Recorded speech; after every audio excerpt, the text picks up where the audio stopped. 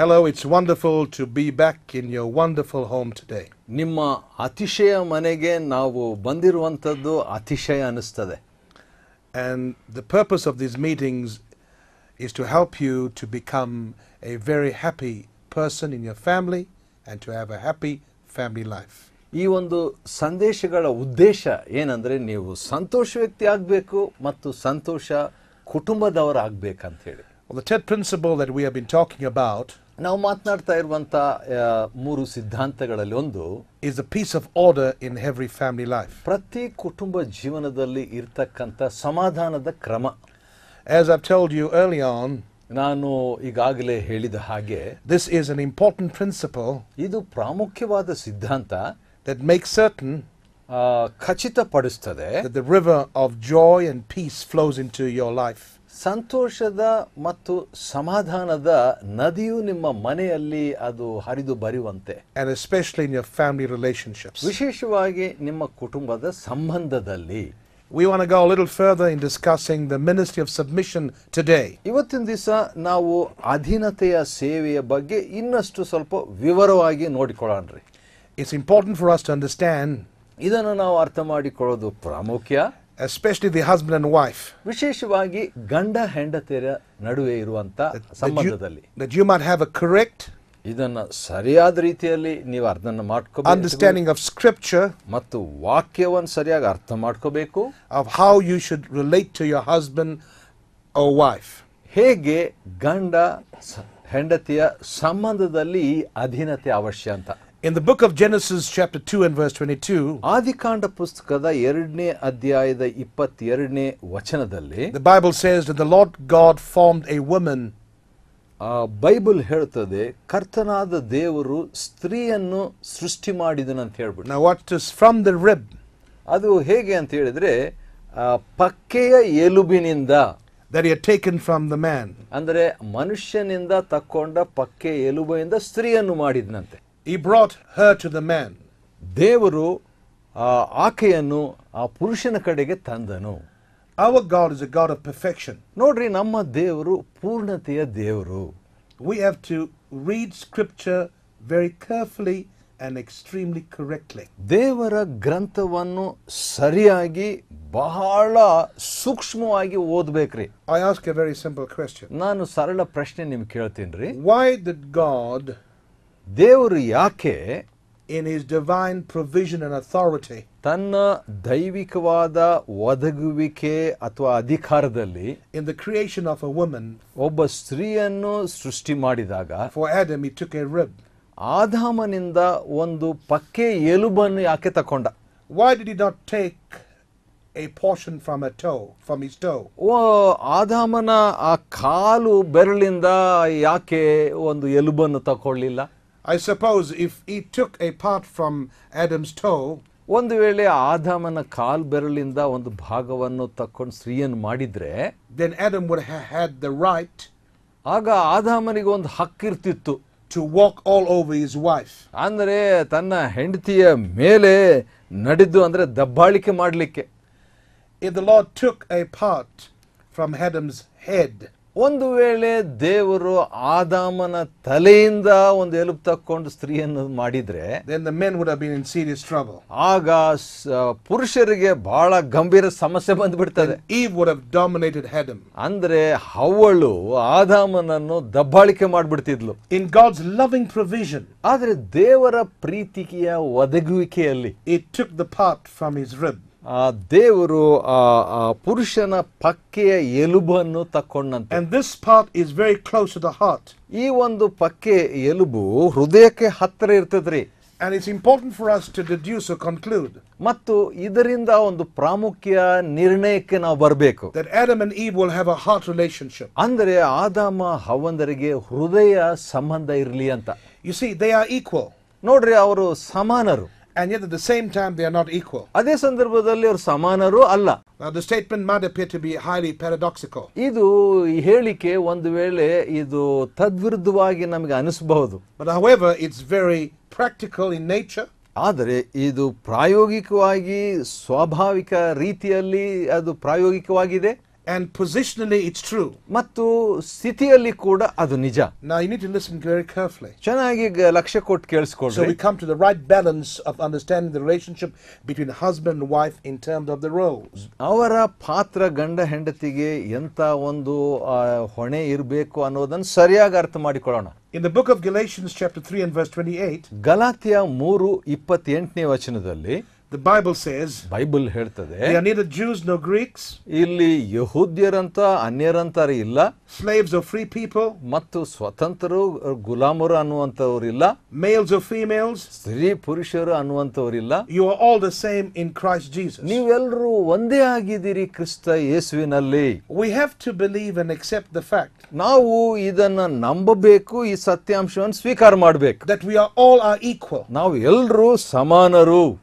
But in God's divine order, ಆದರೆ ದೇವರ ದೈವಿಕ ಕ್ರಮದಲ್ಲಿ, and herein lies the distinction. ನೋಡ್ರಿ ಸ್ವಲ್ಪ ವ್ಯತ್ಯಾಸ ಇದೆ. In God's divine order, ದೇವರ ದೈವಿಕ ಕ್ರಮದಲ್ಲಿ or in God's governmental position, ಅಥವಾ ದೇವರ ಆಡಳಿತದ ಸ್ಥಾನದಲ್ಲಿ, in terms of God's structure ಅಂದ್ರೆ ದೇವರಿಗೆ ರಚನೆಗೆ ಅನುಸಾರ and a pattern for the family lifestyle, ಮತ್ತು ಕುಟುಂಬ ಜೀವನಕ್ಕೆ ಒಂದು ಮಾದರಿ ಆತನ ಇಟ್ಟಿರಲಾಗಿ, the woman is not inferior to the man, ಸ್ತ್ರೀ ಅನ್ನುವಂಥವರು ಮತ್ತು ಪುರುಷರಿಗೆ ಕೀಳಾದವರಲ್ಲ, neither is she superior to the man. ಮತ್ತು ಪುರುಷನಿಗೆ ಅವಳು ಮೇಲಾದವಳು ಅಲ್ಲ. She has a ministry of submission. ಆಕೆಗೆ ಅಧೀನತೆಯ ಸೇವೆ ಇದೆ. Even though on a relationship level, ಒಂದು ಸಂಬಂಧದ ಮಟ್ಟದಲ್ಲಿ ಕೂಡ she is close to his heart, ಅವನ ಹೃದಯಕ್ಕೆ ಅವಳು ಹತ್ತಿರವಾಗಿದ್ದಾಳೆ. and they are equal in Christ. ಮತ್ತು ಕ್ರಿಸ್ತನಲ್ಲಿ ಅವರು ಸಮಾನರು. They equal in relationship. ಸಂಬಂಧದಲ್ಲಿ ಸಮಾನರು. They are warm and loving to each other ಪರಸ್ಪರ ಪ್ರೀತಿ ವಾತ್ಸಲ್ಯ ಉಳ್ಳವರು on an equal basis. ಮತ್ತು ಸಮಾನ ಆಧಾರದಲ್ಲಿ. However, in governmental order, ಆದರೂ ಆಡಳಿತದ ಕ್ರಮದಲ್ಲಿ you have to have one leader. ಒಬ್ಬನೇ ನಾಯಕನಿರ್ಬೇಕ್ರಿ. Now the man is a leader. ಆ ಪುರುಷನು ನಾಯಕ. He's not the boss. ಅಂದ್ರೆ ಅವನು ದೊಡ್ಡ ಯಜಮಾನನಲ್ಲ. So therefore the woman ಆದುದರಿಂದ ಸ್ತ್ರೀಯರಿಗೆ has to recognize this ಇದನ್ನ ಆಕೆ ಗ್ರಹಿಸಿಕೊಂಡು and submit lovingly to his leadership. ಪ್ರೀತಿಯಿಂದ ನಾಯಕತ್ವಕ್ಕೆ ಅಧೀನವಾಗಬೇಕು. If this is understood correctly, ಇದನ್ನ ನಾವು ಸರಿಯಾಗಿ ಅರ್ಥ ಮಾಡಿಕೊಂಡ್ರೆ there's a deep sense of bonding. ಅಲ್ಲಿ ಆಳವಾದಂತ ಒಂದು ಸಂಬಂಧ. Husbands, ಗಂಡಂದ್ರೆ you do not lead by being a dictator. ಒಂದು ಸರ್ವಾಧಿಕಾರಿಯಾಗಿ ನೀನು ನಡೆಸಬಾರದು. The husband is called to be like Jesus. ಆ ಗಂಡನು ಯೇಸುವಿನಾಗಿ ಇರುವಂತೆ ಕರೆಯಲ್ಪಟ್ಟಿದ್ದಾನೆ. It's amazing, the book of Ephesians chapter 5. ಎಫೆಸ 5ನೇ ಅಧ್ಯಾಯದಲ್ಲಿ ಅತಿಶಯ ನೋಡ್ರಿ. Paul speaks more to the husbands than the ladies. ಪೌಲನು ಸ್ತ್ರೀಯರಿಗಿಂತಲೂ ಗಂಡಂದ್ರ ಹತ್ರ ಜಾಸ್ತಿ ಮಾತಾಡ್ತಾನೆ. In verse 25 it reads, 25ರಲ್ಲಿ ಹೀಗಿದೆ, husbands, love your wives as Christ loved the church. ಕ್ರಿಸ್ತನು ಸಭೆಯನ್ನು ಪ್ರೀತಿಸಿದ ಹಾಗೆ ಗಂಡಂದರೆ ನಿಮ್ಮ ಹೆಂಡತಿಯರನ್ನು ನೀವು ಪ್ರೀತಿಸಿರಿ. And gave his life for it. ಮತ್ತು ಕ್ರಿಸ್ತನು ತನ್ನ ಪ್ರಾಣವನ್ನೇ ಸಭೆಗಾಗಿ ಕೊಟ್ಟನು. In verse 28 it reads, 28ನೇ ವಚನದಲ್ಲಿ ಹೀಗಿದೆ, so husbands must love the wives as they love their own bodies. ಹಾಗಾದರೆ ಗಂಡಂದರು ತಮ್ಮ ಸ್ವಶರೀರವನ್ನು ಪ್ರೀತಿಸಿದ ಹಾಗೆ ತಮ್ಮ ಹೆಂಡತಿಯರನ್ನು ಪ್ರೀತಿಸಬೇಕು. A man who loves his wife loves himself. ಒಬ್ಬ ಪುರುಷನು ತನ್ನ ಹೆಂಡತಿಯನ್ನು ಪ್ರೀತಿಸುವಾಗ ತನ್ನನ್ನೇ ಪ್ರೀತಿಸಿಕೊಳ್ತಾನೆ. In this area of submission, ಈ ಒಂದು ಅಧೀನತೆಯ ವಿಷಯದಲ್ಲಿ there is an area of equality. ಅಲ್ಲಿ ಸಮಾನತ್ವ ಇದೆ. At times we say plurality of leadership. ಅಂದ್ರೆ ಆ ಒಂದು ನಾಯಕತ್ವದ ಬಹುಪಾಲುತನ. But in governmental order, ಆದರೆ ಆಡಳಿತದ ಕ್ರಮದಲ್ಲಿ, in governmental structure according to the word, ದೇವರ ವಾಕ್ಯಾನುಸಾರವಾದ ಆಡಳಿತದ ರಚನೆಯಲ್ಲಿ the husband is called to be the leader. ಗಂಡನು ನಾಯಕನಾಗಿರಬೇಕು. He is called to be in total submission to Christ. ಕ್ರಿಸ್ತನಿಗೆ ಸಂಪೂರ್ಣ ಅಧೀನತ್ವದಲ್ಲಿ ಕರೆಯಲ್ಪಟ್ಟವನು. And the way he treats his wife is like how Christ treats the church. ಸಭೆಯನ್ನು ಯಾವ ರೀತಿಯಾಗಿ ಕ್ರಿಸ್ತನು ನಡೆಸಿದನೋ ಆ ರೀತಿಯಾಗಿ ಗಂಡನು ಹೆಂಡತಿಯನ್ನು ನಡೆಸಬೇಕು. So the husband is very gentle. ಹಾಗಾದರೆ ಗಂಡನು ಸಾತ್ವಿಕನು. He is highly protecting. ಮತ್ತು ಸಂರಕ್ಷಕನು and he is responsible. ಮತ್ತು ಹೊಣೆ ಹೊತ್ತವನು. He is like Jesus Christ. ಅವನು ಯೇಸು ಕ್ರಿಸ್ತನ ಹಾಗೆ. He puts aside his personal selfish desires ತನ್ನ ಸ್ವಂತವಾದಂತ ಸ್ವಾರ್ಥಮಯವಾದ ಆಶಯಗಳನ್ನು ಬದಿಗಿಡ್ತಾನೆ. because he's a leader. ಯಾಕಂದ್ರೆ ಅವನು ನಾಯಕ. As a leader, he is ultimately responsible ಅವನು ನಾಯಕನಾಗಿ ಹೊಣೆ ಹೊತ್ತವನಾಗಿದ್ದಾನೆ for the scriptural progress of his family. ತನ್ನ ಕುಟುಂಬವು ಆತ್ಮಿಕವಾದ ಪ್ರಗತಿ ಹೊಂದಲಿ ಅಂತ. May I have a word with the men right now? ಈಗ ಪುರುಷರಿಗೆ ಸ್ವಲ್ಪ ಮಾತಾಡ್ತೀನಿ, And especially the husband. ವಿಶೇಷವಾಗಿ ಗಂಡಂದರಿಗೆ. It is wrong for you to allow your wife to give spiritual direction to your family. ನೋಡ್ರಿ, ಹೆಂಡತಿಗೆ ಆತ್ಮಿಕವಾದಂತ ಒಂದು ಮಾರ್ಗದರ್ಶನ ಕೊಡುವಂಥದ್ದು ತಪ್ಪು. I'm not saying she must not give direction. ಅಂದ್ರೆ ಆಕೆ ಆ ಮಾರ್ಗದರ್ಶನ ಕೊಡಬಾರ್ದಂತ ನಾನು ಹೇಳುತ್ತಾ ಇಲ್ಲ.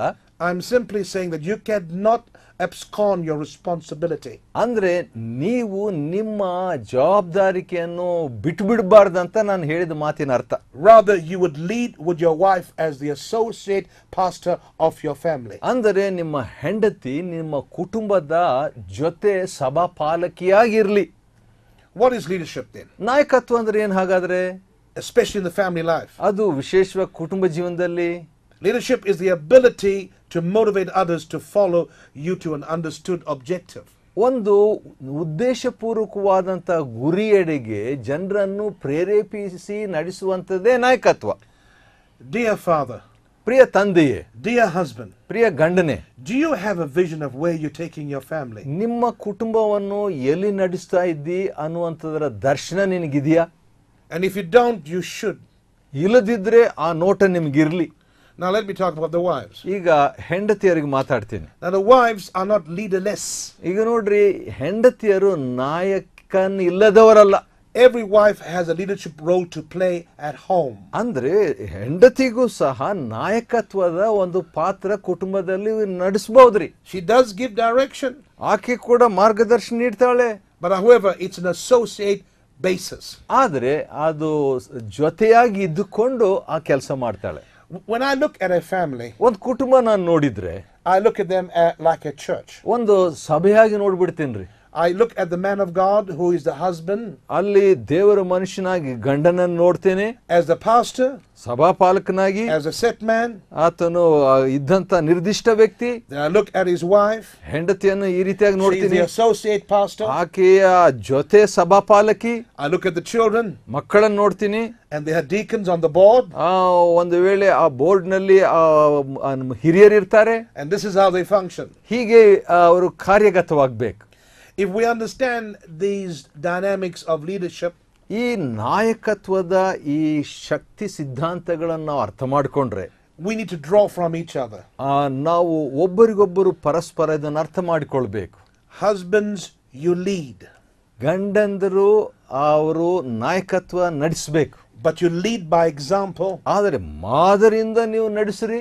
You lead by love. ಪ್ರೀತಿಯಿಂದ ನೀವು ನಡೆಸ್ಕೊಡ್ರಿ. You lead by making sacrifices. ತ್ಯಾಗ ಮಾಡ್ಕೊಂಡು ನೀವು ನಡೆಸ್ರಿ. And together with your wife, ನಿಮ್ಮ ಹೆಂಡತಿ ಜೊತೆಯೊಂದಿಗೆ you take your family to new levels. ನಿಮ್ಮ ಕುಟುಂಬವನ್ನು ಹೊಸ ಮಟ್ಟಕ್ಕೆ ನಡೆಸ್ರಿ. And dear wives, Priya ಹೆಂಡತಿಯರೇ, you submit in love. ನೀವು ಪ್ರೀತಿಯಲ್ಲಿ ಅಧೀನವಾಗ್ರಿ ನಿಮ್ಮ ಗಂಡಂದರಿಗೆ. Dear wives, you work in conjunction and in cooperation with your husband. ನಿಮ್ಮ ಗಂಡನ ಸಹಕಾರ ಮತ್ತು ಸಹನೆಯಿಂದ ನೀವು ಕಾರ್ಯಗತರಾಗ್ರಿ. So both of you become a very powerful team. ಆಗ ನೀವು ಇಬ್ಬರು ಒಂದು ಶಕ್ತಿಯುತವಾದ ತಂಡವಾಗ್ತೀರಿ. And therein lies the order of the function of husband and wife at home. ಅಲ್ಲಿಯೇ ಗಂಡ ಹೆಂಡತಿಯರು ಮನೆಯಲ್ಲಿ ಇರ್ತಕ್ಕಂಥ ನಾಯಕತ್ವದ ಪಾತ್ರ ಇದೆ. You both need to be very functional together. ಹಾಗಾದ್ರೆ ನೀವು ಇಬ್ಬರು ಸೇರಿ ಆ ರೀತಿಯಾಗಿ ಕಾರ್ಯಗತರಾಗಬೇಕು. Very loving together.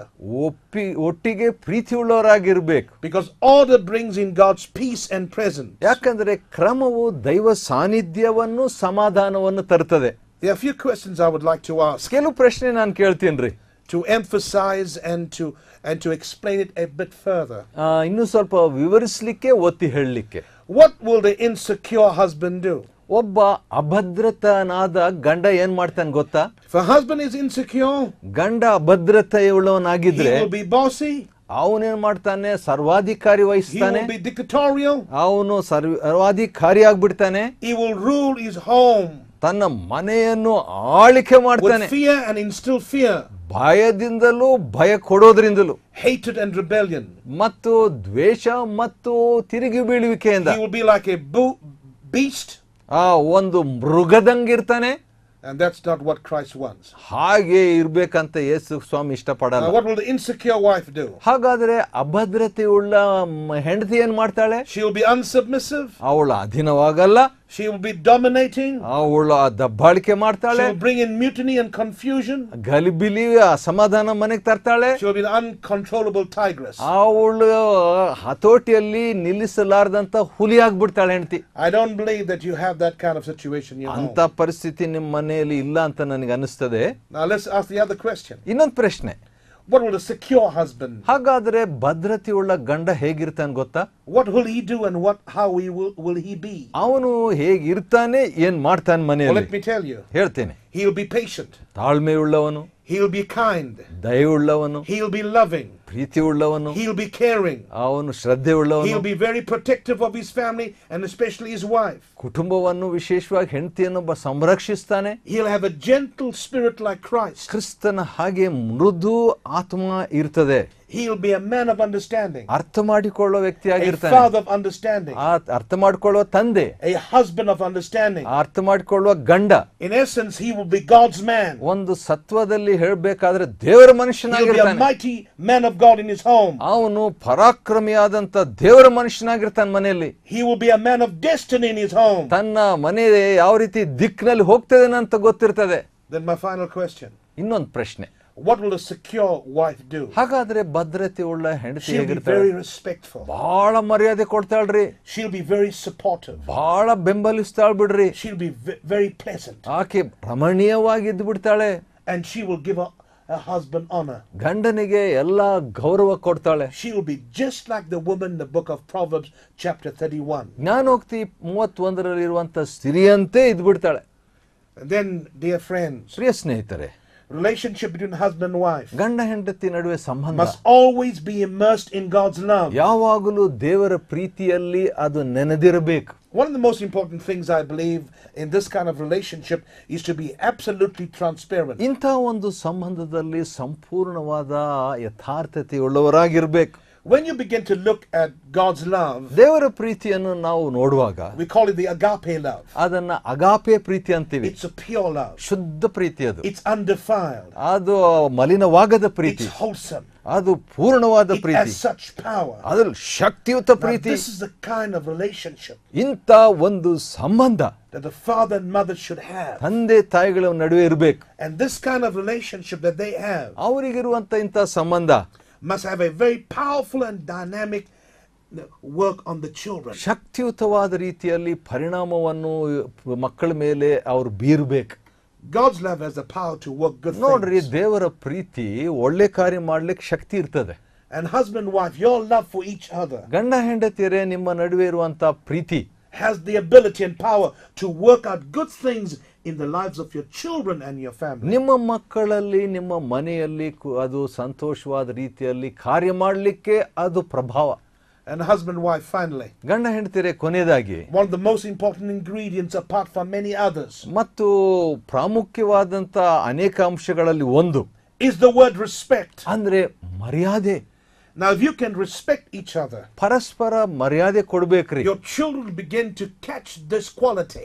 ಮಕ್ಕಳು ಕೂಡ ಆ ಒಂದು ಮರ್ಯಾದೆಯನ್ನ ಅವರು ಕಲ್ತ್ಕೊಳ್ತಾರೆ. Now, the word respect simply means, ಮರ್ಯಾದೆ ಅಂದ್ರೆ ಆ ಮಾತಿನ ಅರ್ಥ it means admiration, ಅಂದ್ರೆ ಅಭಿನಂದಿಸುವುದು, to have a high regard. ಅಂದ್ರೆ ಉನ್ನತ ಭಾವನೆ It ಉಳ್ಳವರಾಗಿರೋದು, means appreciation. ಅಂದ್ರೆ ಅಭಿನಂದನೆಯ ಮಾತು, It means value. ಅಂದ್ರೆ ಮೌಲ್ಯಕರಿಸೋದು.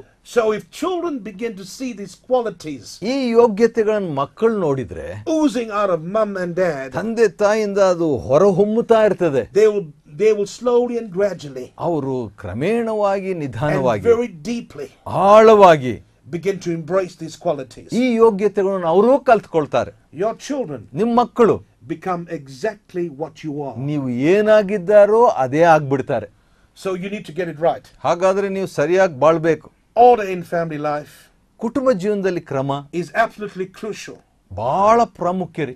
Understanding values, ಆ ಮೌಲ್ಯ ಅರ್ಥ ಮಾಡ್ಕೊಳ್ಳೋದು, understanding your function ನಿಮ್ಮ ಕಾರ್ಯ ಅರ್ಥ ಮಾಡ್ಕೊಳ್ಳೋದು according to the word of God, ದೇವರ ವಾಕ್ಯಾನುಸಾರ brings in liberty, ಅದು ಬಿಡುಗಡೆ ತರ್ತದೆ, it brings in peace, ಸಮಾಧಾನ ತರ್ತದೆ. and then we can say, let peace like a river flow into our relationships. ಆಗ ನದಿಯಂತೆ ಆ ಒಂದು ಸಮಾಧಾನವು ನಮ್ಮ ಸಂಬಂಧದಲ್ಲಿ ಬಂದ್ಬಿಡ್ತದೆ. And so people on the outside ಆಗ ಹೊರಗಿನವರು will then begin to look at your family ನಿಮ್ ಕುಟುಂಬ ನೋಡ್ಬಿಟ್ಟು as a powerful witness, ಶಕ್ತಿಯುತವಾದ ಸಾಕ್ಷಿಯಾಗಿ ಕಾಣ್ತಾರೆ. because the light of his glory ಯಾಕಂದರೆ ಆತನ ಮಹಿಮೆಯ and the ಬೆಳಕು, light of his power ಆತನ ಶಕ್ತಿಯ will ಬೆಳಕು shine into these ಈ families. ಕುಟುಂಬಗಳು ಬೇರೆ ಕುಟುಂಬಗಳಲ್ಲಿ ಬಂದ್ಬಿಡ್ತದೆ. You'll become a powerful example. ಆಗ ಶಕ್ತಿಯುತ ಮಾದರಿ ಆಗ್ಬಿಡ್ತೀರಿ. Amen. Amen. As we said, revival at home, ಹಾಗಾದ್ರೆ ಮನೆಯಲ್ಲಿ ಭಕ್ತಿ ಸಂಜೀವನ, reaching families at any cost. ಯಾವುದೇ ರೀತಿಯಲ್ಲಿ ಬೇರೆ ಕುಟುಂಬಗಳಿಗೆ ತಲುಪಿಸೋದು. And I pray today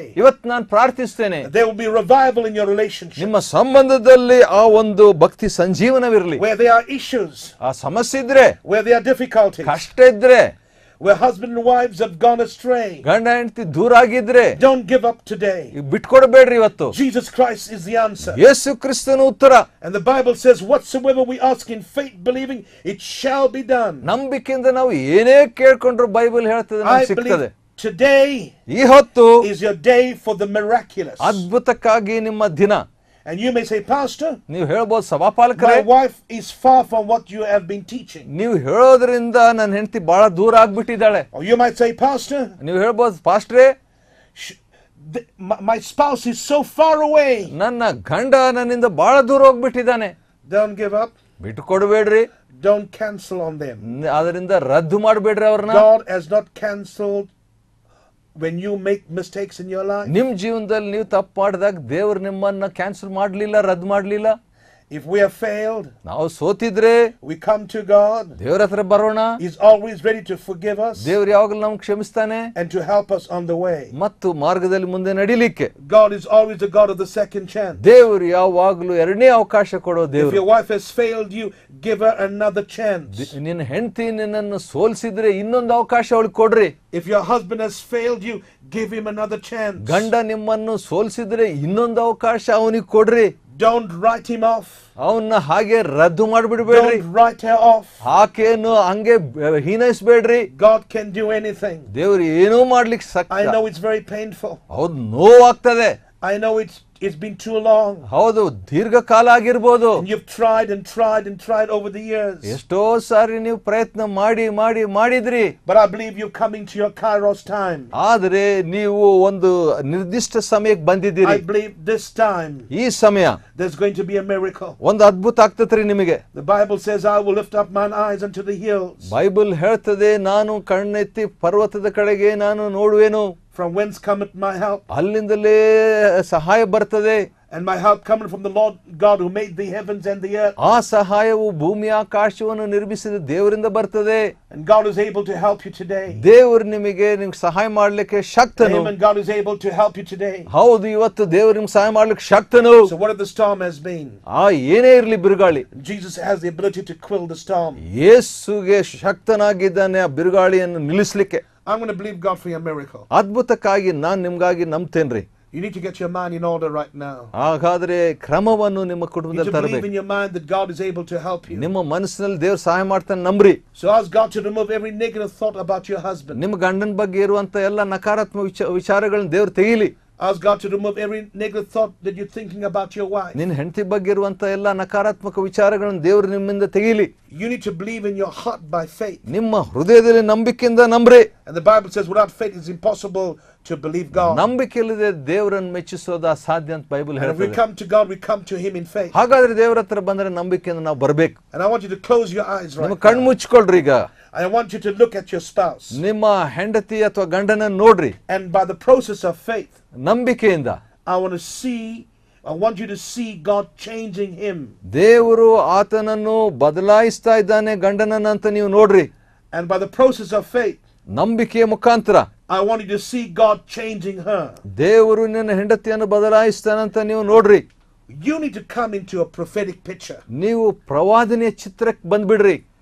What do you want ಏನ್ ಬೇಕ್ರಿ ನಿಮಗೆ? God to do for you, for your husband, for your wife? ನಿಮ್ಮ ಗಂಡನಿಗಾಗಿ ಹೆಂಡತಿಗಾಗಿ ದೇವರು ಏನ್ ಮಾಡ್ಬೇಕಂತ ಇಷ್ಟಪಡ್ತೀರಿ? Can you see it in your mind right ನಿಮ್ಮ now? ಮನಸ್ಸಿನಲ್ಲಿ ಅದನ್ನು ನೋಡ್ಲಿಕ್ಕೆ ಊಹಿಸ್ಕೊಳ್ರಿ. God can do it. ದೇವರು ಅದನ್ನ ಮಾಡ್ತಾನ್ರಿ. Amen. God can do it. ಹೌದು, ಆಮೇನ್, ದೇವ್ರು ಮಾಡ್ತಾನೆ. The husband has gone away. ಗಂಡ ದೂರ He's ಹೋಗ್ಬಿಟ್ಟಿದ್ದಾನೆ, living somewhere else. Yellow ಬಾಳ್ತಿದ್ದಾನೆ. He comes now and then. ಆಗಾಗ್ ಬರ್ತಾನೆ. But God will destroy every area of wickedness in his life. ಅವನ ಜೀವನದಲ್ಲಿ ಎಲ್ಲ ದುಷ್ಟತನವನ್ನು ದೇವರು ನಾಶ ಮಾಡ್ತಾನೆ. That husband is coming back. ಗಂಡ ಹಿಂದಿರುಗಿ ಬರ್ತಾನೆ. That wife is changing. ಆ ಹೆಂಡತಿ ಬದಲಾಗ್ತಿದ್ದಾಳೆ.